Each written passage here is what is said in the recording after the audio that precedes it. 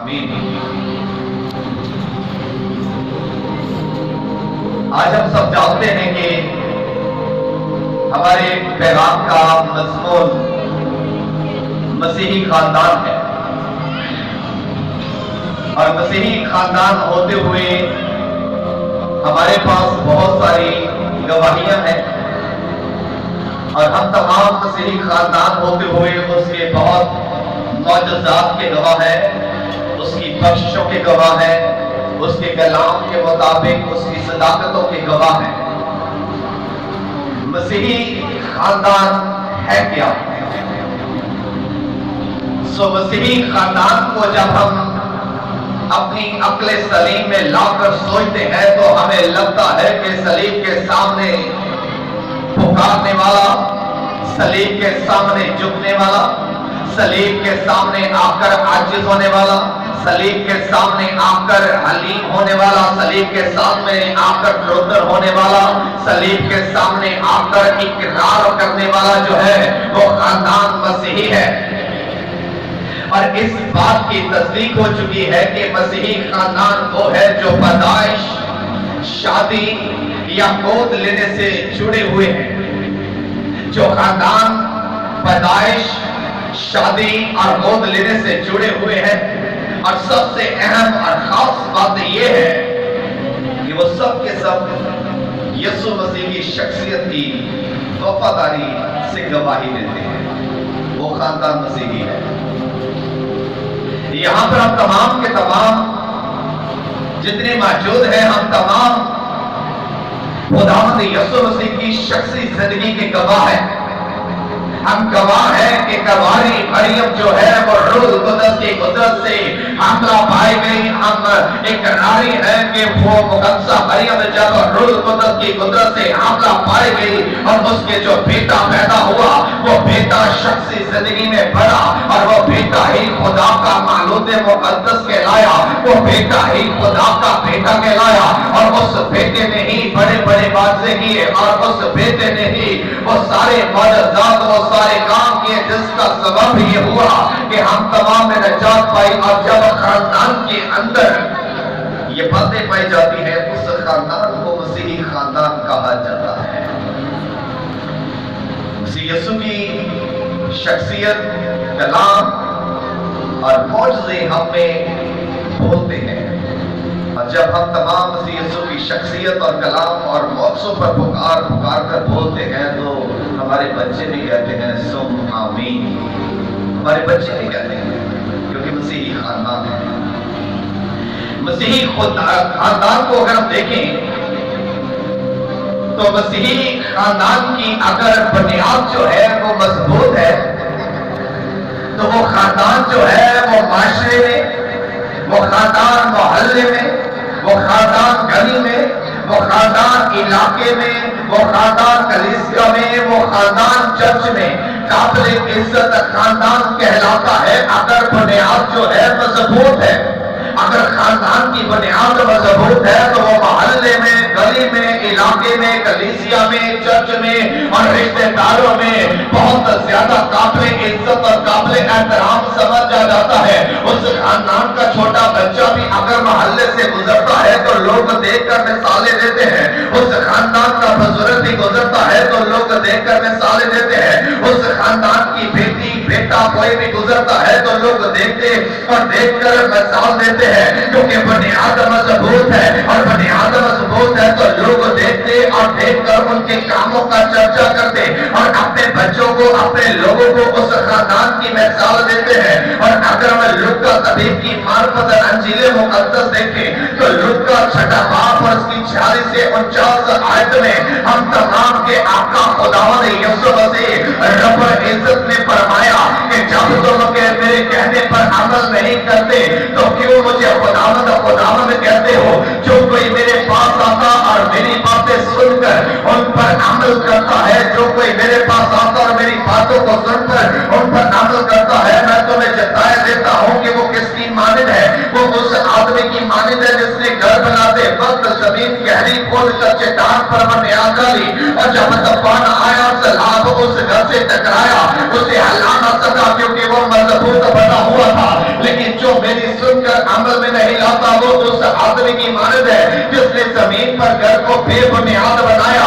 ابھی یہاں پر خاندانوں کی بنیاد جو ہے, ابھی یہاں پر نسلوں کی بنیاد جو ہے, ابھی یہاں پر جو خاندانوں کی بنیاد ہے وہ میرے آقا ہمارے خداوند یسوع مسیح کے کلام کو سن کر اس پر عمل کرنے سے ہے. اگر ہم کلام کو سن کر اس پر عمل کرتے ہیں تو آقا نے فرمایا ہے, رب العزت نے فرمایا ہے, موجود مقدس نے فرمایا ہے, خدا کے اکلوتے نے فرمایا ہے کہ جو کوئی آدمی میری باتیں سن کر عمل میں لاتا ہے وہ اس شخص کی مانند ہے جس نے گھر کو بناتے ہوئے اس کی بنیاد جو ہے چٹان پر رکھی. اس کا مطلب ہے کہ مسیحی خاندان ہونے کے لیے مسیح کے کلام پر عمل کرنے والا خاندان ہونا چاہیے. مسیحی خاندان کہلانے کے لیے اس کی باتوں کے مطابق عملی زندگی ہونی چاہیے. عملی زندگی کا جامہ پہننا ضروری ہے. اور لیکن جو خاندان ہے تو مسیحی خاندان اگر وہ آقا کی باتیں سن کر, آقا کے کلام کو سن کر, آقا کے سارے پیغامات سن کر, آقا کے حکم سن کر, آقا کے معجزے سن کر, آقا کی بڑی بڑی نعمتیں سن کر اگر عملی زندگی نہیں گزارتا, اگر اسے عملی جامہ نہیں پہنواتا تو آقا نے کہا کہ وہ اس آدمی کی مانند ہے جس نے گھر تو بنایا لیکن بنیاد اس نے مضبوط نہیں کی. آندھی آئی اور گھر تباہ ہو گیا, خاندان تباہ ہو گیا, نسلیں برباد ہو گئی. اگر میری بات سن کر عمل کرتے ہو تو جتنے مرضی سیلاب آئے, جتنی مرضی آندھی آئے, جتنے مرضی طوفان آئے, نہ تو خاندان تباہ ہوتا ہے نہ نسلیں برباد ہوتی ہے, کیونکہ تمہارے اندر آقا کا کلام ہے اور آقا کا کلام تم سن کر عمل کرنے والے ہو. مگر ہمارے ہاں مختلف قسم کے خاندان پائے جاتے ہیں. ہم تمام گواہ ہیں اس بات کی کہ ہمارے ہاں طرح طرح کے خاندان پائے جاتے ہیں اور بہت سارے خاندان تو برائے نام ہی مسیحی کہلاتے ہیں. برائے نام ہے مسیحی, کام کوئی مسیحی میں جیسے والے ہیں نہیں. ہمیں ہے تو مسیحی مگر خدا کی کسی بخشش سے خوش نہیں ہے, خوش نہیں ہے. ہم خوش نہیں ہیں کسی بخشش سے بھی, اور ہم ہمیشہ پرانی چیزوں کے خیال میں رہتے ہیں.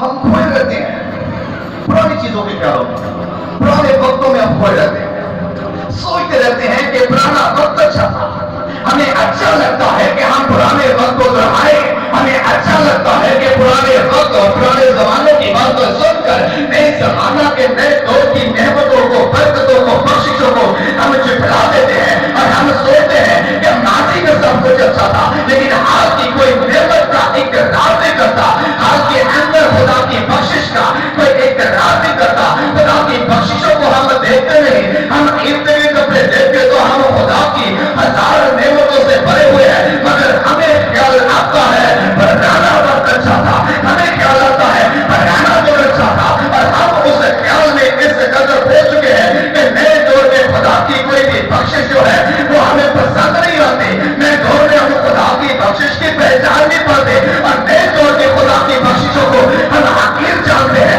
ناچیز جانتے ہیں, ہم کھوئے ہوئے ہیں. یہ دماغ ابھی بھی پیچھے ہے. پرانی عیاشیاں, پرانی پارٹیاں, پرانی موجیں, پرانے سب کچھ ہم کھوئے ہیں, لیکن نئے دور میں نئی بخششوں کو ہم یاد ہی نہیں کرتے.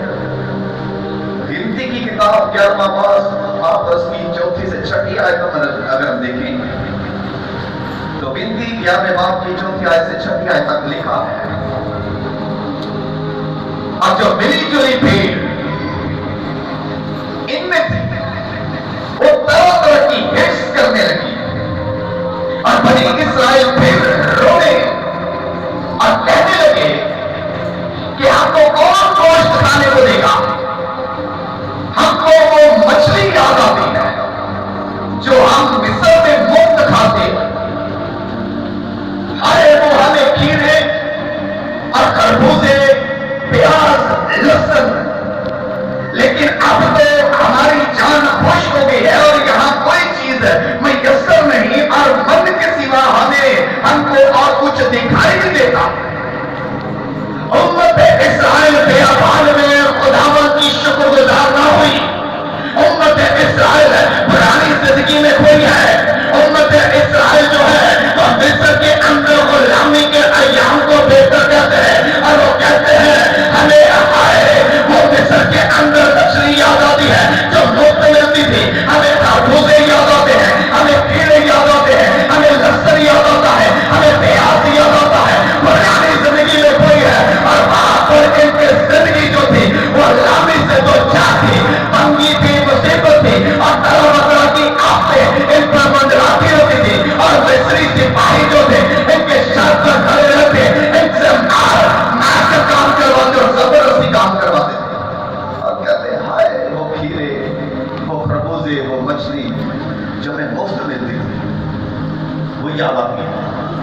हमारा हाल इनमें से मिल रहा है और मौजूदा दौर में खुदा बेआवाज में मन बरसा रहा है और कहते हैं कि खाने के सिवा कुछ दिखाई नहीं देता। खुदा आसमान पर से फरिश्तों की गदा खिला रहा है, खुदा मनो सलवा दे रहा है और मनो सलवा से खुदा इनके पेट भर रहा है और खुदा बेआवाज में ना तो इनको भोले दे रहा है और ना काटने, ना दुकान, ना पैसा, ना मजदूरी, ना काम। खुदा इनकी परवरिश करता है। खुदा दिन के वक्त इन पर ठंडे बादल आता है और रात के वक्त खुदा आपके सदर में होकर रोशनी देता है और तो कहता है तुम्हारी जूती भी ना टूटेगी और तुम्हारे कपड़े भी ना फटेंगे। कहते हैं ये कुछ भी नजर नहीं आ रहा। हाय वो खीरे और वो मछली पिछले सब कुछ याद आ रहे हैं और खुदा यहाँ पर इससे नाराज होता है। वो तो मेरे लोग और याद करते हो पिछली बातों को।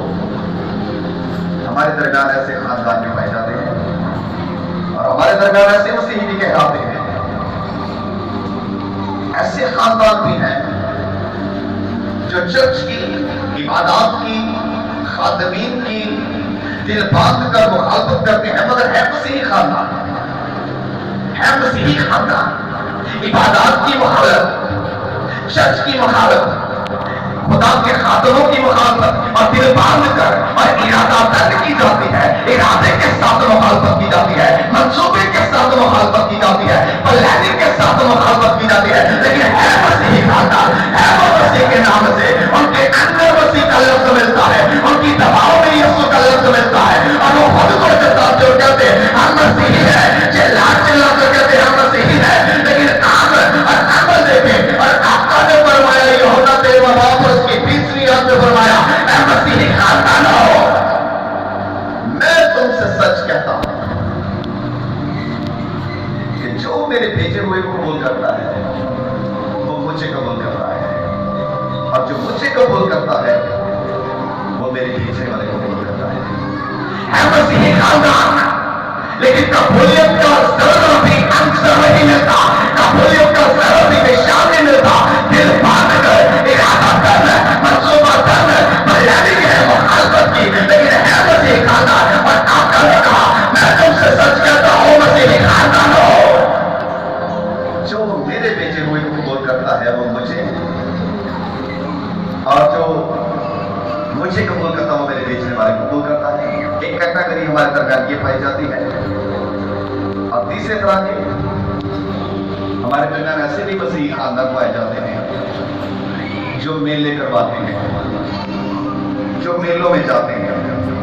मेले करवाना, मेलों में जाना, वहां पर जाकर खुश होना, वहां पर जाकर दिल खोलकर चलना फिरना सब कुछ करना अच्छा लगता है, लेकिन चर्च को टाइम देना अच्छा नहीं लगता।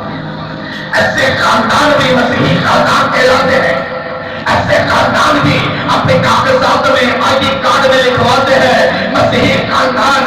और काम और लक्षण देखे वो मेले करवाना और मेले करना पसंद करते हैं। अगर हम यिर्मयाह की किताब और इसका 7वां बाब और इसकी 17 और 18 आयतें मुकद्दस देखें तो यहाँ पर खुदा ने यिर्मयाह से कलाम किया और खुदा यिर्मयाह से कहता है यिर्मयाह यिर्मयाह इनके वास्ते दुआ शिफायत ना कर, क्योंकि मैं तेरी ना सुनूंगा। क्या तू नहीं देखता कि वो यहूदा के शहरों में और यरूशलेम के कोचों में क्या करते हैं? बच्चे लकड़ी जमा करते हैं और बाप आग सो जाते हैं और आटा गूंथती है ताकि आसमानी मलका के लिए रोटी पकाए और गैर महबूदों के लिए तपावन तपाकर मुझे गजब ना करे। खुदा यहाँ पर कहता है यिर्मयाह यिर्मयाह, यहाँ पर खुदा यिर्मयाह से कहता है कि तू इनके वास्ते दुआ न कर, तो इनके वास्ते शिकायत न कर, क्योंकि देख ये क्या करते हैं, क्योंकि देख ये बच्चे लकड़ी जमा करते हैं, बाप आग जलाते हैं और औरतें आटा गूंथती हैं। ये भी एक खानदान है, बच्चे लकड़ी इकट्ठी करते हैं, बाप आग जलाते और औरतें जो है वो आटा गूंथती है। क्यों? ताकि आसमानी मालका के लिए रोटियां पकाए, आसमानी मालका के लिए तपावन तपाए। और खुदा कहता है कि गैर महबूदों के लिए तपावन तपाकर ये मुझे गजब ना करते हैं, ये मुझे गुस्सा दिलाते हैं, ये मेरी गैरत को पुकारते हैं और मुझसे कहते हैं कि खुदावन हमारा मुकाबला करे। अब देख यानी आप तो देखता है इनके लिए दुआ ना कर, मैं तेरी दुआ ना सुनूंगा, मैं तेरी आवाज ना सुनूंगा, क्योंकि ये लोग मुझे गजब ना करते हैं। واسطے دعا نہ کر، ان کے واسطے شفاعت نہ کر، ان کے واسطے بالکل میرے حضور آ کر مجھ سے دعا نہ مانگ، میں تیری نہ سنوں گا۔ ایسے خاندانوں میں ہمارا خاندان پرورش پاتا ہے، ایسے خاندانوں میں ہم تمام خاندانی زندگی گزارے، اور ایسے خاندانوں میں رہتے ہوئے ہم کہتے ہیں کہ ہم مسیحی خاندان ہیں۔ خدا کی بخشش میں موجودہ خادموں اور پرانی باتوں کے خیال میں رہتے اور غیر معبودوں کے لیے تقامت کرواتے، مخالفتیں کرتے، اور پھر آخر رزلٹ کے طور پر کہتے ہیں کہ ہم مسیحی خاندان ہیں، ہم مسیحی ہیں، ہمارے بچے مسیحی ہیں، ہم خاندان مسیحی لوگ ہیں۔ اور کلام خدا جو ہے ایسے خاندانوں کو سرکش اور باقی خاندان کہتا ہے۔ ایسے خاندانوں کو خدا کا کلام سرکش اور باقی خاندان کہتا ہے۔ اور اگر ہم حزقیل کی کتاب اور اس کے دوسرے باب کی 6 اور 7 آیت دیکھیں تو حزقیل کی بات کو خدا نے فرمایا، حزقیل کی کتاب اور اس کی دوسرے باب کی 6 اور 7 آیت میں خداوند نے حزقیل سے کہا، اور تو اے آدم ذات ان سے حادثہ نہ ہو اور ان کی باتوں سے نہ ڈر، ہر چند تو اونٹ کٹاروں اور کانٹوں سے گرا ہے اور بھکشیوں کے درمیان رہتا ہے، ان کی باتوں سے ترسان نہ ہو، ان کے چہروں سے نہ گھبرا، اگرچہ وہ خاندان باقی خاندان ہے، بس تو میری باتیں ان سے کہنا، خواہ وہ سنے خواہ وہ نہ سنے، کیونکہ وہ نہایت باغی ہے۔ یہاں پر خدا حزقیل سے کہتا ہے، حزقیل تو ایسے لوگوں میں رہتا ہے جو باقی خاندان ہے، تو ایسے لوگوں میں رہتا ہے جو نافرمان خاندان ہے، ایسے لوگوں میں رہتا ہے جو سرکش خاندان ہے، تو حادثہ نہ ہو، تو پریشان نہ ہو، تو اونٹ کٹاروں سے گرا ہوا ہے، بچوں کے درمیان رہتا ہے، پریشان نہ ہو، ان کے چہروں سے نہ ڈر، اب تو میری طرف دیکھ، میری طرف تو دیکھ اور میری آواز کو سن، وہ سنے یا نہ سنے تو ان کو میرا کلام سنا، ان کو تو میرے کلام کی آواز بتا، وہ ڈرے یا نہ ڈرے لیکن تو ان سے نہ ڈر، تو میرا کلام ان کو سنا۔ اور خداوند رب العزت جو ہے ایسے خاندانوں کو باغی اور سرکش خاندان کہتا ہے۔ اور یہاں پر رہتے ہوئے خدا جو کلام کی آواز دیتا، حزقیل کی بات پر خدا تفصیل دیتا ہے کہ وہ آپ کے درمیان تفصیل کی جائے۔ اور اس لیے اے مومن پورا کے رہنے والوں، مومن پورا کے رہنے والوں، حزقیل دوسرے باب کی 7 آیت میں خدا آپ سب سے ہم کلام ہوتا ہے۔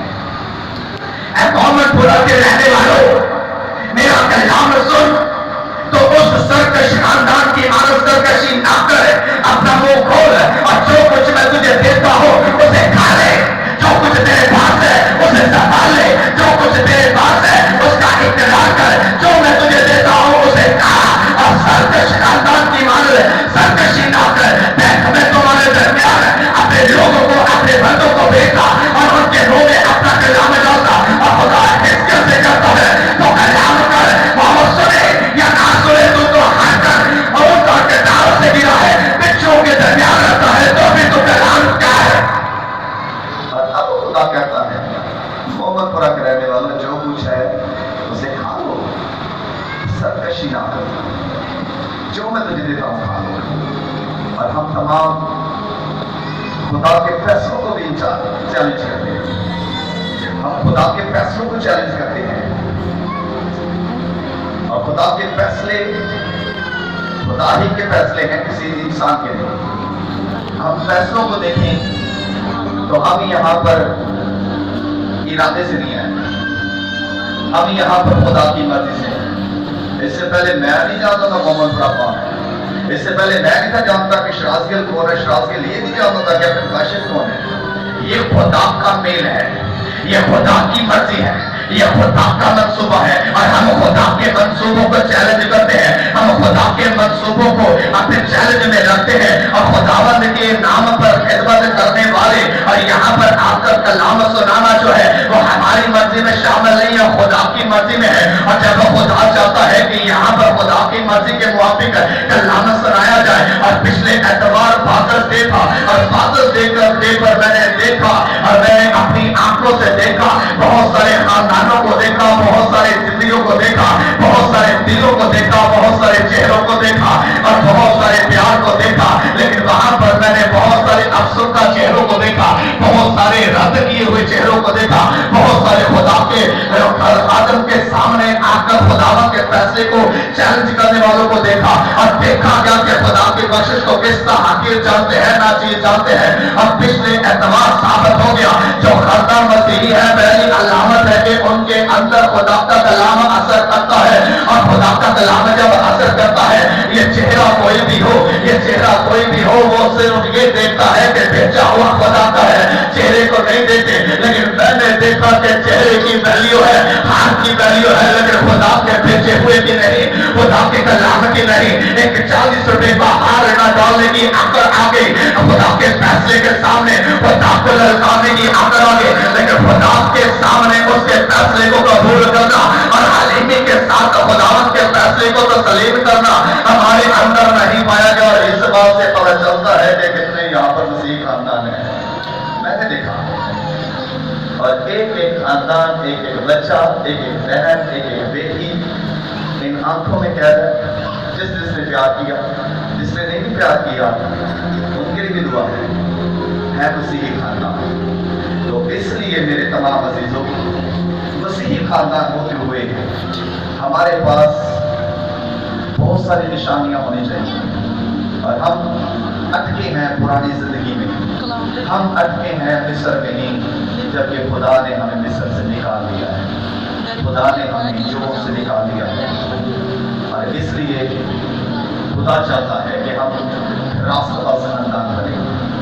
और इससे पहले खुदा चाहता है कि हमारी जिंदगियों में यीशु मसीह हो। बाइबल मुकद्दस बयान करती है इससे पहले कि खुदा दुनिया को बर्बाद करता, खुदा दुनिया को तबाह करता, खुदा ने नूह से कलाम किया और खुदा नूह से कहता है नूह, और हज़रत नूह ने खुदा का कलाम सुना और खुदावन ने कहा नूह, इससे पहले मैं दुनिया बर्बाद कर दूं, इससे पहले मैं तबाही ले आऊं, इससे पहले बर्बादी आ जाए, इससे पहले कि दुनिया हलाकत का शिकार हो जाए, तो कश्ती तैयार करे। अब तो कश्ती तैयार करेगा, तो जब तो कश्ती तैयार करेगा तो मैं तुझसे कलाम करूंगा, क्योंकि मैंने तुझसे कलाम इस बात से किया है कि मैंने पूरी दुनिया पर अपनी निगाहों को दर्शाया है, मैंने पूरी दुनिया को देखा है, पूरी दुनिया में फंसने वाले सारे खानदान को देखा है, और खानदान को मैं अपनी निगाहों से गुजार सकता हूँ, लेकिन कोई खानदान मुझे मेरे मुआफिक नहीं मिला। और खुदावन ने नूह से कलाम किया, 7वें बाब बताए, 7वें बाब की पहली आयत में खुदा कहता है, और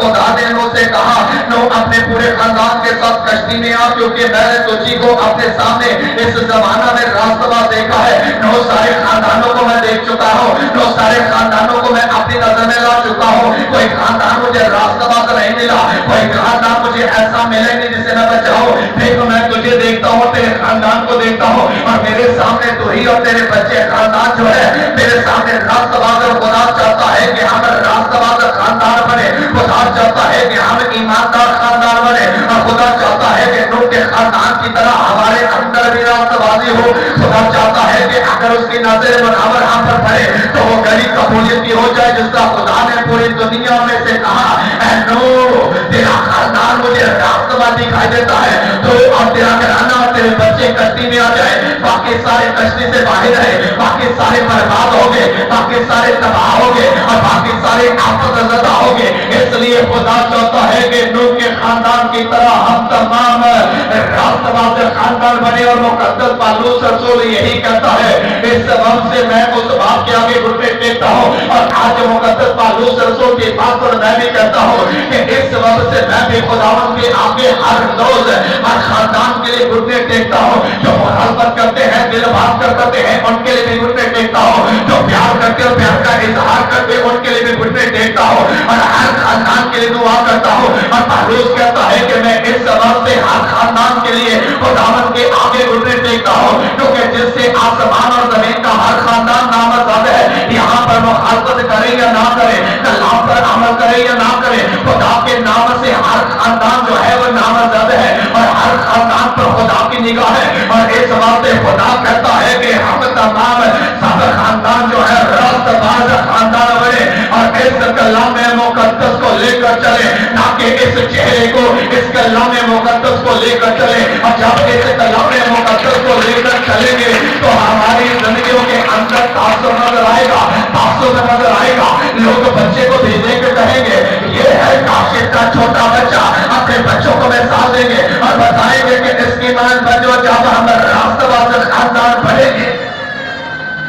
لیکن ہم ابھی بھی اٹکے ہیں وہاں پر جہاں پر ہمیں اٹکنا نہیں چاہیے.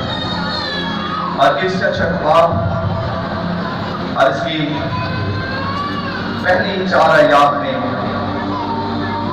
خدا کا بندہ پالوس رسول کہتا ہے اے فرزندو، اے بچو، خداوند میں اپنے ماں باپ کے فرما بردار رہو، کیونکہ یہ واجب ہے کہ اپنے باپ اور اپنی ماں کی عزت کر.